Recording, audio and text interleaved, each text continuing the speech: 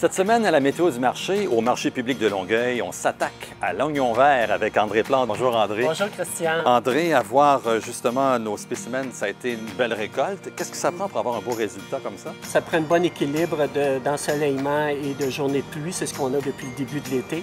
Je sais quand on écoute Météo Média, on souhaite toujours qu'on va nous annoncer des journées ensoleillées jour après jour. Mais pour l'oignon vert, pour les légumes du Québec, vraiment la température que nous avons depuis le début de l'année est idéale pour qu'on sorte une belle qualité de légumes. On appelle ça un oignon vert ou une échalote?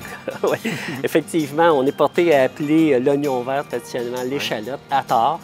Quand j'ai amené deux petits exemples ici de ce qui est vraiment une échalote. Une échalote, c'est un bulbe beaucoup plus gros avec une pleure brune avec un goût beaucoup plus prononcé. Bon, alors là, on a fait la distinction. Maintenant, allons-y avec l'oignon vert de différentes couleurs. C'est quoi aussi la distinction? J'aime ça, année après année, t'amener des variétés de couleurs. De plus en plus, on en cultive parce que le consommateur en demande de plus en plus. On mange avec nos yeux. Fait que c'est le fun d'avoir des variétés comme ça de couleurs puis mettre ça dans nos assiettes.